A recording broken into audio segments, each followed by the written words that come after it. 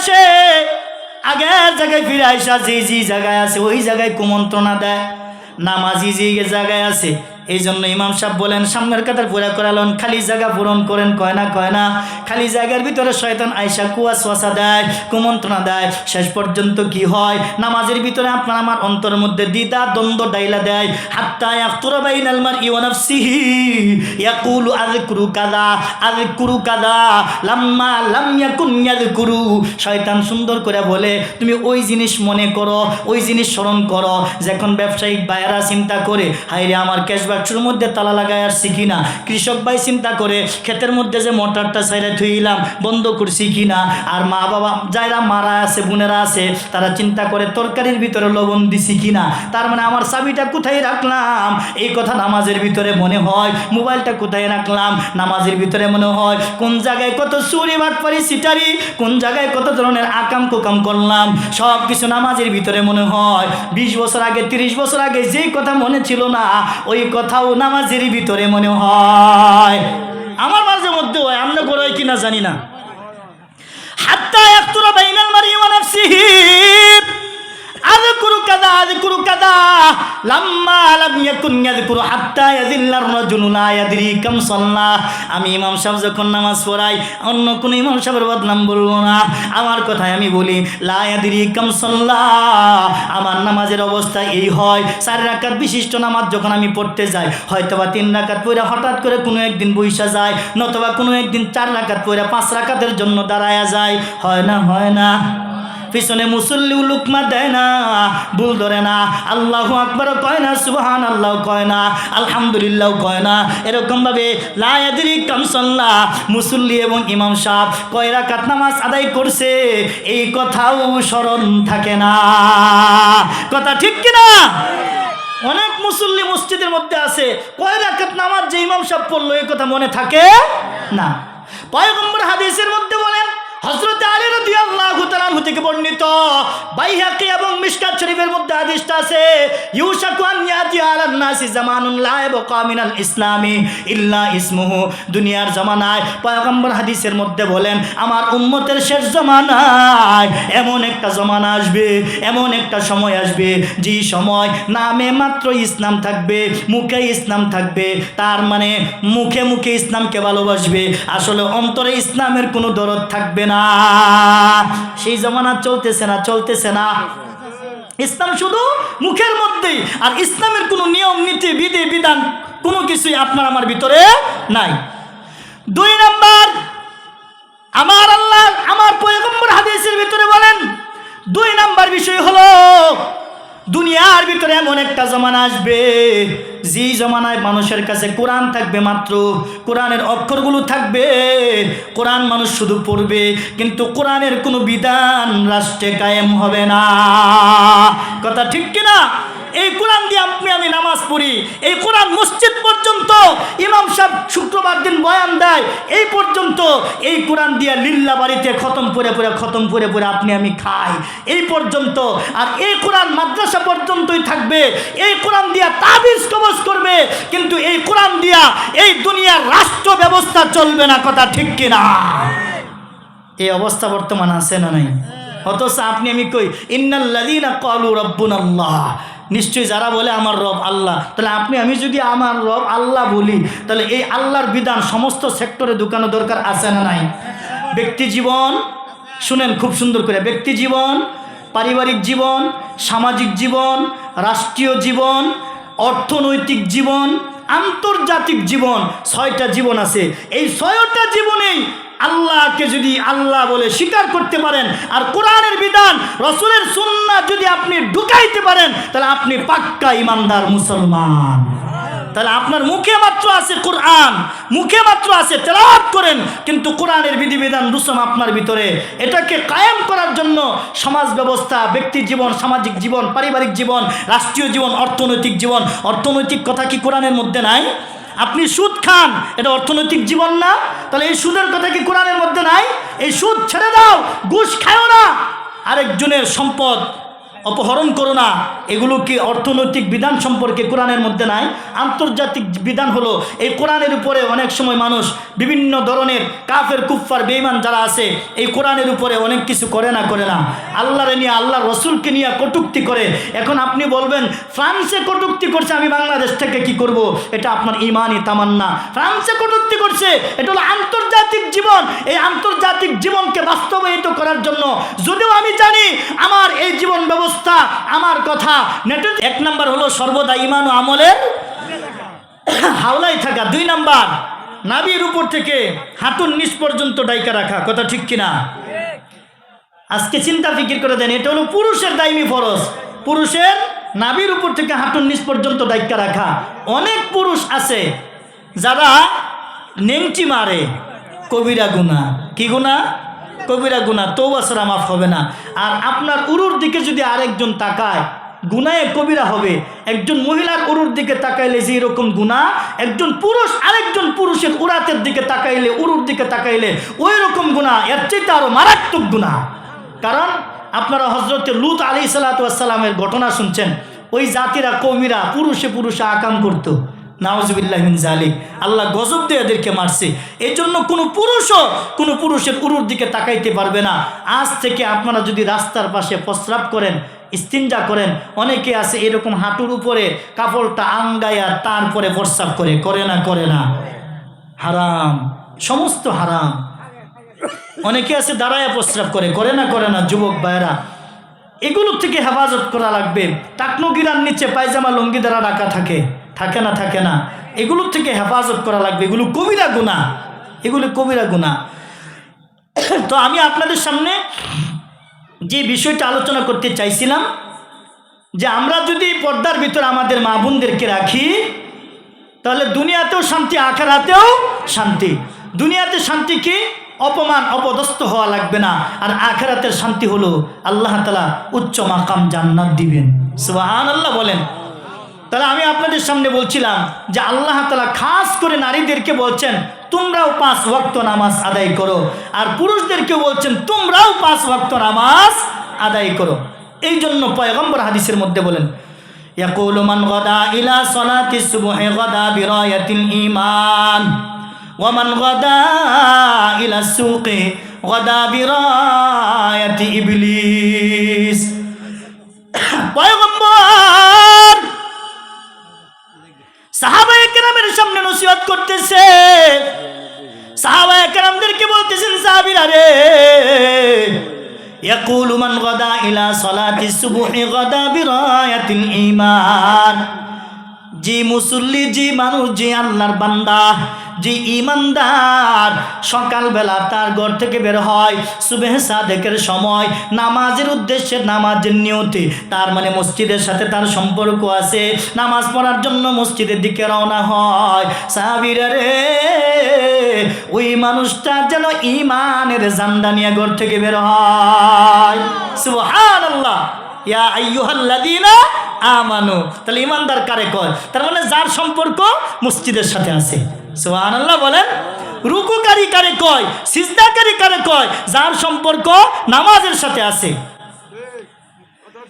পয়গম্বর হাদিসের মধ্যে বলেন, ওয়ামান গাদা ইলা সুকি গাদা বিরায়াতি ইবলিস।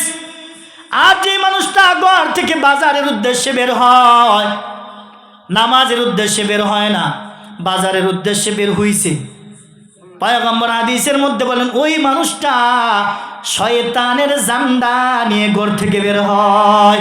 নাউযুবিল্লাহ। তাহলে এখন চিন্তা করে দেখেন, আমাদের মসজিদে মুসল্লি বেশি না বাজারে মানুষ বেশি? মসজিদে মুসল্লি বেশি না দোকানের চায়ের স্টলে লোক বেশি? তাহলে যারা ওইখানে বসে রয়েছে তারা কি? শয়তানের জান্ডা নিয়ে বসে রয়েছে। যারা বাজারের দিকে যায় তারা শয়তানের জান্ডা নিয়ে ঘর থেকে বের হয়। আহাব্বুল বিলাদি ইলাল্লাহি মাসাজিদুহা ওয়া আবগাদুল বিলাদি ইলাল্লাহি আসওয়াকুহা। পয়গম্বর হাদিসের মধ্যে বলেন, দুনিয়ার মধ্যে সবচেয়ে উত্তম জায়গা, ভালো জায়গা হলো মসজিদ, আর দুনিয়ার মধ্যে সবচেয়ে নিকৃষ্ট জায়গা হলো বাজার। জায়েজ যে জায়গা আছে, অর্থাৎ বাজারে তো আমাদের যাওয়া লাগবে।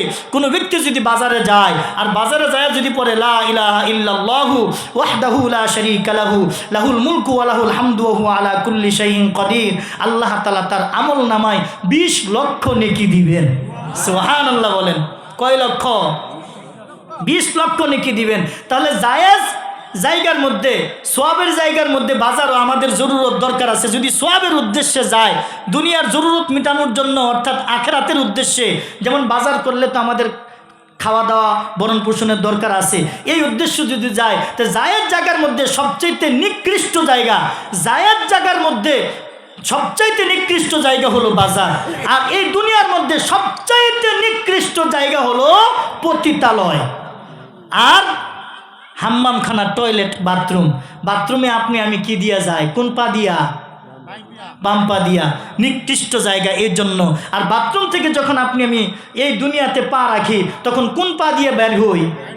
ডান পা দিয়া। তাহলে বুঝে গেল বাথরুমের চাইতেও এই দুনিয়া উত্তম। আর এই দুনিয়ার মধ্যে সবচাইতে উত্তম জায়গা হলো মসজিদ। মসজিদে যখন আপনি আমি ঢুকি, 10টা সুন্নত আছে আসা যাওয়ার, এর ভিতরে একটা সুন্নত হলো মসজিদে কোন পা দিয়া ঢুকা। মাশাআল্লাহ, বয়ান আপনারা জানেন, এটা মুজাকারা করতেছি। তাহলে মসজিদে ঢুকতে হবে কোন পা দিয়া? ডান পা দিয়া। তাহলে মসজিদ থেকে বের হইতে হবে কোন পা দিয়া? তাহলে মসজিদ, দুনিয়ার ভিতরে উত্তম জায়গা হলো মসজিদ, ঢুকতে হয় ডান পা দিয়া। আর দুনিয়ার মধ্যে সবচাইতে, দুনিয়া হলো মসজিদের চাইতে আরেকটু নিকৃষ্ট, এই জন্য বাইর হইতে হয় কি পা দিয়া? বাম পা দিয়া। তাহলে দুনিয়ার মধ্যে সবচেয়ে উত্তম জায়গা মসজিদ। যখন মসজিদ থেকে আজান দেয় তখন কি হয়? আমার আল্লাহ কোরআনের মধ্যে বলেন, ওয়াল্লাহু ইয়াদউ ইলা দারিস সালাম। আল্লাহু আকবার। আল্লাহ কয় বান্দারে, ওয়াল্লাহু ইয়াদউ, আমি আল্লাহ তোদেরকে ডাকি, আহ্বান করি দারিস সালাম, মানে শান্তির ঘরের দিকে। সুবহানাল্লাহ বলেন। আল্লাহর জান্নাত হচ্ছে 8টা। এই 8টা জান্নাতের ভিতরে একটা জান্নাতের নাম হলো দারুস সালাম। এটা হলো এই আয়াতের সর্বপ্রথম তাফসীর। তারপরে সর্বশেষ তাফসীর হলো দুনিয়ার মধ্যে একটা ঘর, যেই ঘরটা হলো দারুন মানে ঘর, সালাম মানে শান্তি। তার মানে দুনিয়ার মধ্যে সবচাইতে শান্তির ঘর হলো মসজিদ। সুবহানাল্লাহ বলেন। মসজিদে যাওয়ার পরে ইমাম সাহেব যখন জুমাবার দিন খুতবা দেয়, খুতবার আগে দিয়া বয়ান বক্তৃতা যখন করে, তখন আপনার আমার কিছু কিছু ঘুম আইসা যায় না, ওইখানে আল্লাহ সাকিনা বর্ষণ করে, রহমত বর্ষণ করে। সুবহানাল্লাহ। যখন মসজিদ থেকে আজান দেয়, মুয়াজ্জিন আজান দিচ্ছে, কিন্তু আমার আল্লাহ তাআলা মুয়াজ্জিনের মাধ্যমে মসজিদের দিকে আপনাকে আমাকে ডাকতেছেন, হাইয়া আলাস সালাত,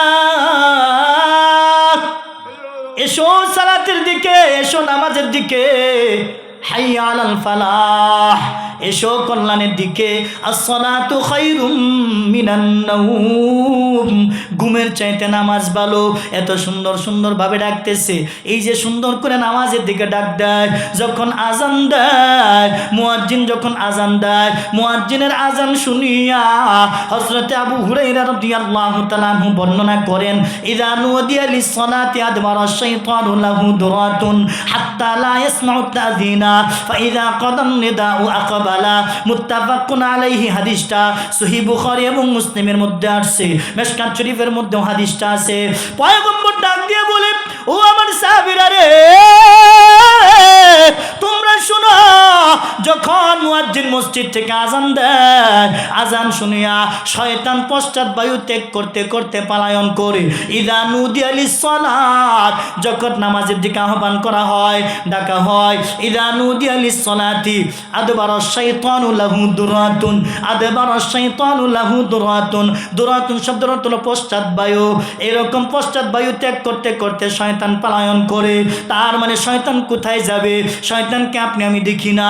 অনেক সময় দেখবেন দুনিয়ার জমিনে অনেক কুকুর আছে, কুকুরগুলো ঘেউ ঘেউ করে, হু হু করে শব্দ করে। পয়গম্বর হাদিসের মধ্যে বলেন, তোমরা যখন কুকুরের আওয়াজ শুনবা, তখন তোমরা বলবা, আউযু বিল্লাহি মিনাশ শাইতানির রাজিম। আয় আল্লাহ, তোমার কাছে বিতাড়িত শয়তান থেকে আশ্রয় চাইতেছি, পানা চাইতেছি। আয় আল্লাহ, শয়তান আমাদেরকে পাকড়াও করবে, আল্লাহ এই শয়তান থেকে আমাদেরকে হেফাজত করো। আমিন বলেন। কারণ শয়তান দেখতে পায় কুকুরে, ওই দিক দিয়ে যখন কুকুর গেউ গেউ করতে থাকে, এমন সময় আপনাকে আমাকে আউযু বিল্লাহি মিনাশ শাইতানির রাজিম পড়া লাগবে। আল্লাহ তাআলা শয়তান নামক কুকুর থেকে আল্লাহ তাআলা হেফাজত করবেন।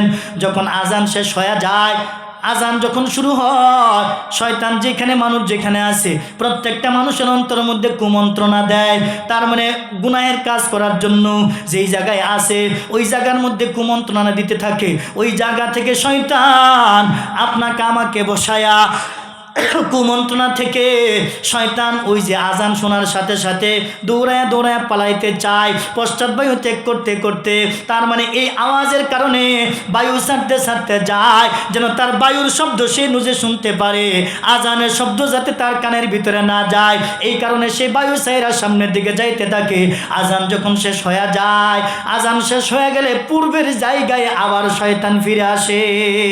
তার মানে আপনি যদি চাষতলে থাকেন ওইখানে আপনাকে আবার আইসা শয়তান কুয়াশওয়াসা কুমন্ত্রণা, আপনি গুনাহের কাছে আসেন, ব্যবসা করতেছেন, এখন যদি ব্যবসায়ের দোকান ফালায়া মসজিদে যান তাহলে আপনার বেচা কিনা কম হবে। শয়তান কুয়াশওয়াসা দেয় তুমি যাও না, কারণ তুমি যদি যাও এখন যদি একটা কাস্টমার আসে তাহলে তো তোমার বেচা কিনায় লস হবে।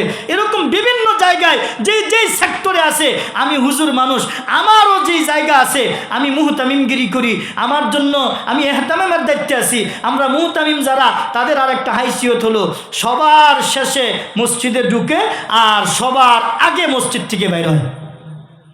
এই জন্য আমার উস্তাদ বলতেন, যদি কোনো মানুষকে তুমি মুহতামিম যিনি এহতেমামের দায়িত্বে আছে তাকে যদি তুমি চিনতে চাও তাহলে আগে যায়া তুমি মসজিদে বসে থাকবা, দেখবা যেই বেড়া সবার পিছনে মসজিদে গেছে হয়েছে মুহতামিম, আর সবার আগে মসজিদ থেকে বাড়িয়ে এসে পড়ছে হয়েছে মুহতামিম। বুঝেন নাই? অহংকার অহংকার, বুঝেন নাই? যে যত বড় তার ভিতরে আল্লাহর বিধানের গাফলতি তত বেশি। আল্লাহ আমাকে হেফাজত করুক, আমিন বলেন। আপনাদেরকেও হেফাজত করুন। শয়তান কুয়াশওয়াসা দিতেছে, কুমন্ত্রণা দিতেছে। তার মানে তুমি যেখানে আছে এখানে থাকো। ইকামত যখন শুরু হয়েছে তখন শয়তান আবার ওই যে আগের মতো পশ্চাৎ বায়ু ত্যাগ করতে করতে আবার পলায়া চলে গেছে। ইকামত যখন শেষ তখন আবার আগের জায়গায়। এখন নামাজে আসে না নাই? নামাজের মধ্যে কুয়াশওয়াসা আয় না অনেক কিছু মনে হয় না। যেই জিনিস জীবনে মনে নাই ওইটা নামাজের ভিতরে মনে হয়। পয়গম্বর হাদিসের মধ্যে বলেন, এই হাদিসের শেষের অংশে, হাত্তা ইয়াখতুরা বাইনাল মারই ওয়া নাফসিহি ইয়াকুলু আযকুরু কাযা লাম্মা লাম ইয়াকুন ইয়াযকুরু হাত্তা ইয়াযিল্লার রাজুলু লা ইয়াদরি কাম সাল্লা। হাত্তা ইয়াখতুরা বাইনাল মারই ওয়া নাফসিহি, পয়গম্বর হাদিসের মধ্যে বলে শয়তান ওই যে আগের জায়গায় আবার ফিরে আসে, আগের জায়গায় ফিরে আসা যে জায়গায় আছে ওই জায়গায় কুমন্ত্রণা দেয়। নামাজি যে জায়গায় আছে এই জন্য ইমাম সাহেব বলেন সামনের কাতার পুরা করালেন, খালি জায়গা পূরণ করেন, কয় না খালি জায়গার ভিতরে শয়তান আয়সা কুয়াশওয়াসা দেয়, কুমন্ত্রণা দেয়। শেষ পর্যন্ত কি হয়? নামাজের ভিতরে আপনার আমার অন্তরের মধ্যে দ্বিধা দ্বন্দ্ব ডাইলা দেয়। হাত্তা ইয়াখতুরা বাইনাল মারই ওয়া নাফসিহি ইয়াকুলু আযকুরু কাযা লাম্মা লাম ইয়াকুন ইয়াযকুরু। শয়তান সুন্দর করে বলে তুমি ওই জিনিস মনে করো, ওই জিনিস স্মরণ করো। যখন ব্যবসায়িক ভাইয়েরা চিন্তা করে হাইরে আমার ক্যাশ বাক্সের মধ্যে তালা লাগাই আসছি কিনা, কৃষক ভাই চিন্তা করে ক্ষেতের মধ্যে যে মোটরটা সাইডে থুইলাম বন্ধ করছি কিনা, আর মা বাবা যারা মারা আছে বোনেরা আছে তারা চিন্তা করে তরকারির ভিতরে লবণ দিছি কিনা, তার মানে আমার চাবিটা কোথায় রাখলাম এই কথা নামাজের ভিতরে মনে হয়। মোবাইলটা কোথায় রাখলাম নামাজের ভিতরে মনে হয়। কোন জায়গায় কত চুরি বাটপারি সিটারি, কোন জায়গায় কত ধরনের আকাম কুকাম করলাম সব কিছু নামাজের ভিতরে মনে হয়। 20 বছর আগে 30 বছর আগে যেই কথা মনে ছিল না ওই কথাও নামাজের ভিতরে মনে হয়। আমার মাঝে মধ্যে হয়, আমরা করাই কিনা জানি না। হাত্তা ইয়াখতুরা বাইনাল মারই ওয়া নাফসিহি আযকুরু কাযা লাম্মা লাম ইয়াকুন ইয়াযকুরু হাত্তা ইয়াযিল্লার রাজুলু লা ইয়াদরি কাম সাল্লা। আমি ইমাম সাহেব যখন নামাজ পড়াই অন্য কোন ইমাম সাহেবের বদনাম বলবো না, আমার কথাই আমি বলি লা ইয়াদরি কাম সাল্লা।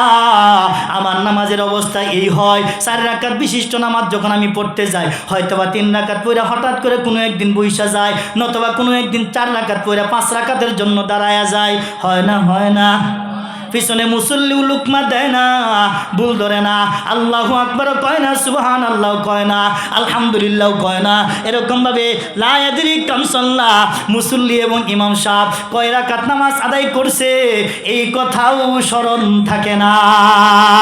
কথা ঠিক কিনা? অনেক মুসল্লি মসজিদের মধ্যে আছে, কয় রাকাত নামাজ যে ইমাম সাহেব পড়লো এই কথা মনে থাকে না। পয়গম্বর হাদিসের মধ্যে বলেন, হযরত আলী রাদিয়াল্লাহু তাআলা আনহু থেকে বর্ণিত, বাইহাকি এবং মিশকাত শরীফের মধ্যে হাদিসটা আছে, ইউশাকু আন ইয়াতি আলান নাসি জামানুন লা ইয়াবকা মিনাল ইসলামি ইল্লা ইসমুহু। দুনিয়ার জামানায় পয়গম্বর হাদিসের মধ্যে বলেন, আমার উম্মতের শেষ জামানায় এমন একটা জামানা আসবে, এমন একটা সময় আসবে, যে সময় নামে মাত্র ইসলাম থাকবে, মুখে ইসলাম থাকবে, তার মানে মুখে মুখে ইসলামকে ভালোবাসবে, আসলে অন্তরে ইসলামের কোনো দরদ থাকবে না। সেই জামানা চলতেছে না, চলতেছে না। ইসলাম শুধু মুখের মধ্যেই, আর ইসলামের কোনো নিয়ম নীতি বিধি বিধান কোনো কিছুই আপনার আমার ভিতরে নাই।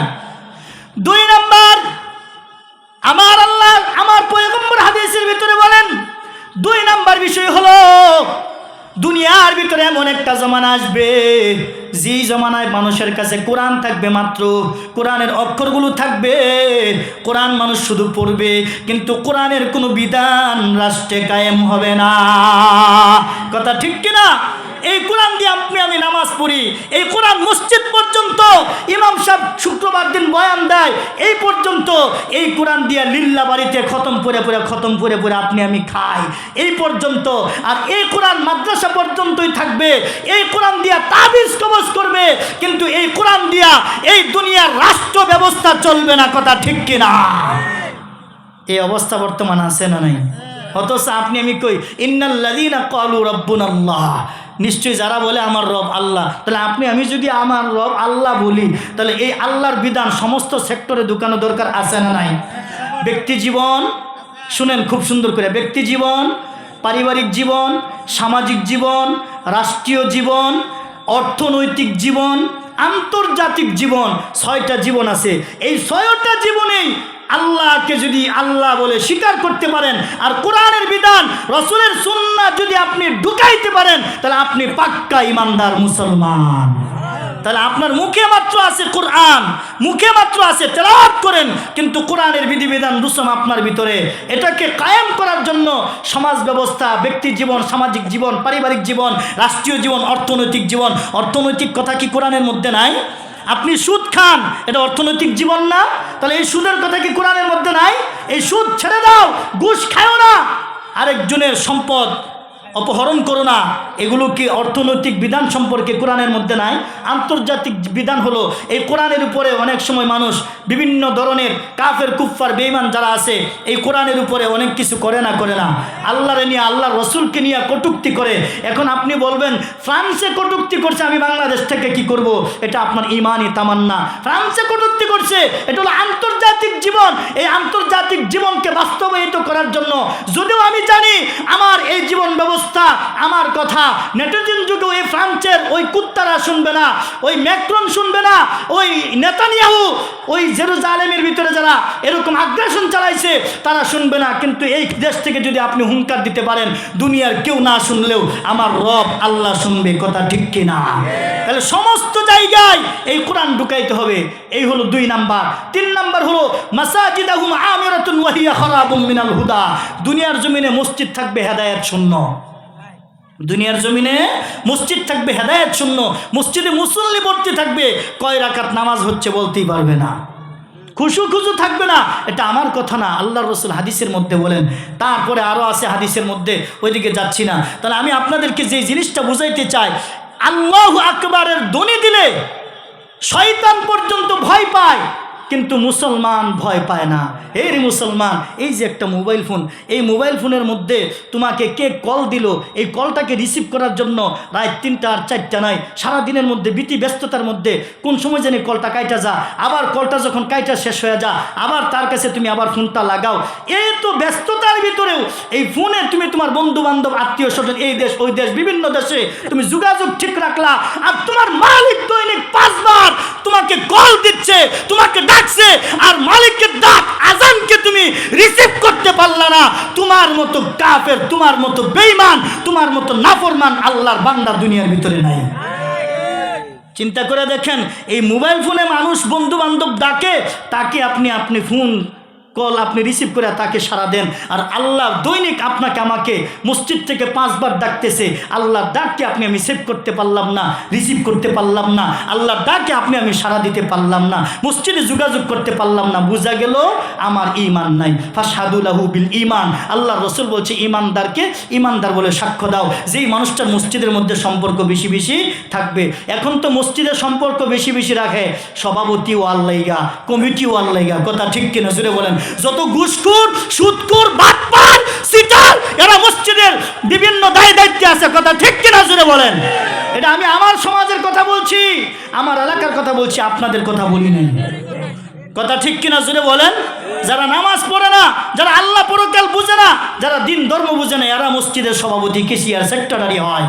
কে বলছে তোমাকে এগুলি হওয়ার জন্য?